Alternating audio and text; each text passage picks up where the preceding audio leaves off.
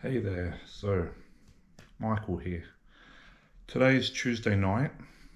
I've just come back from a easy 8K run, and this is 2 days after I was having a simulated training session for Sydney's Backyard Ultra, which is coming up in about 7 weeks' time. So I've run marathons before. I've run 5 marathons. I ran 2 last year. I've never run a backyard ultra before, and it's just hard to know what to expect, but I'm pretty happy with how I went on Sunday. But I'm love to hear tips from other people if you've been in the same situation, training, especially if you're going to be doing Sydney's Backyard Ultra coming up on the 12th of April. So what I did on Sunday. So I live in Glebe in Sydney. I have a course that I set up myself, a route, I suppose, which is about 6.75 Ks, which is very similar to Backyard Ultra yard. And I ran around Glebe and Roselle. I do a loop. I come back home. It involves elevation, which is really helpful. I walk parts of it. I try to run slowly. So based on tips that I've seen before, I'm aiming for 50 minutes to complete the 6.71 kilometer loop. And that gives me about 10 minutes to then have some fluids, something small to eat, change a shirt, for example, just basically prepare. Usually I won't sit down.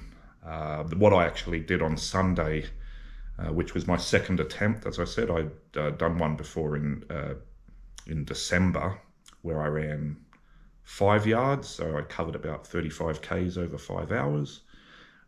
This time my target was 7 yards, which I did achieve.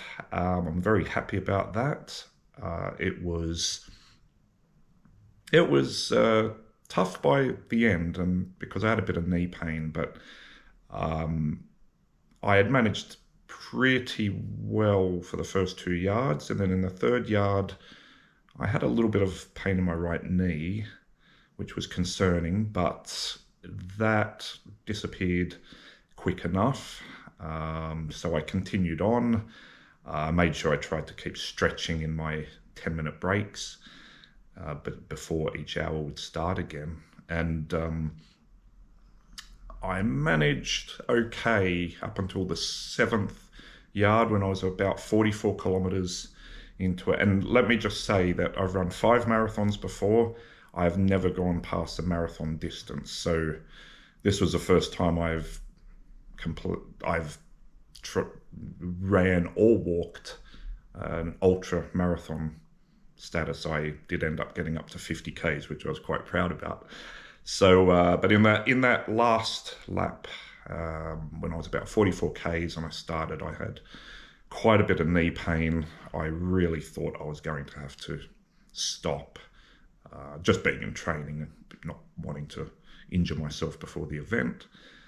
But I tried to walk a bit of it off. I power walked a bit. I seemed to build up a bit of strength, maybe a bit of adrenaline, and ended up getting back into a little bit of a rhythm and completed that yard in 51 minutes. I was happy to finish that. That was definitely enough for me. Good experience, because obviously on the day there's going to be pain involved, and you don't want to stop unless you don't want to have regrets about stopping. I wouldn't want to stop from a little niggle and then 10 minutes later say to myself, what am I doing? I could have kept going. So it was a good experience in training. I think I've done well with the practice in regards to nutrition. I had a couple of different drinks. I was drinking cold water. was drinking peach iced tea. I was drinking coconut water with electrolytes. And I did have a bottle of Powerade as well. So a bit of a mixture there. So I wasn't getting sick of the taste of anything. I had a Cliff Bar at one point. I had another sort of protein bar that was cherry flavored. Peanut butter pretzels that I get from Coles. I really enjoy those. And that's got a nice bit of carbs, protein and fat in there. Also from Coles, I've got some little apricot sugary bits that are just, well, pure carbs and sugar actually. So I think that quite helped me. I actually didn't use any gels this time because I'd run out. I normally use SIS gels. I had half a bagel with Vegemite at one point. After 6 laps, my wife prepared some chicken instant noodles for me, chicken flavored, I should say, vegetarian. But that went down nice. That's obviously got a bit of salt in there as well, with some carbs. And I'm just trying to think. Oh, I even had Lebanese bread wrap with peanut butter in it and some nuts and seeds. I think I had a good mixture of different foods. I never got sick of the taste of anything, and I didn't eat too much. Also, I would say that I changed shirts twice. So I wore 3 shirts in 7 hours. Kept the same pair of shoes on the whole time. I didn't feel the need to change that. So it's only really the shirts. I did try running with a Salomon running vest at one point. I'm always a bit funny with that about the sloshing around of the water. But I did want to simulate that because I'm not 100% sure how it's going to work on the day at Sydney's Backyard Ultra up in St Ives. I can check with a friend that's done it before, but I'm going to guess that there's some water on course.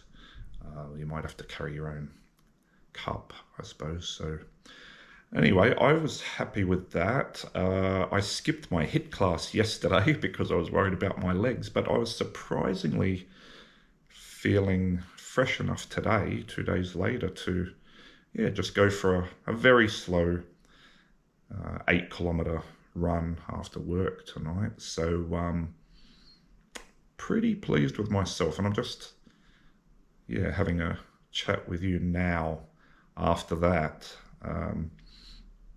I sort of wish I had taken the camera with me, but this is a bit of a debrief, and I'm really getting excited about the next couple of weeks. I'm considering doing a 30k trail run, I think Manly Dam in a few weeks' time. I'm going to look into that. But look, if you're going to be in Sydney Backyard Ultra in a couple of weeks' time, in early April 2025, drop me a message. If you got training tips, I'd love to hear it. I am hoping to maybe do another simulated practice. I may not necessarily do 7 yards again. I might taper a little bit, or maybe do 5. But I'm happy to hear any training tips that you guys might have, and I hope to share a bit more of my experience in the next couple of weeks as well before the big day. Take care, guys.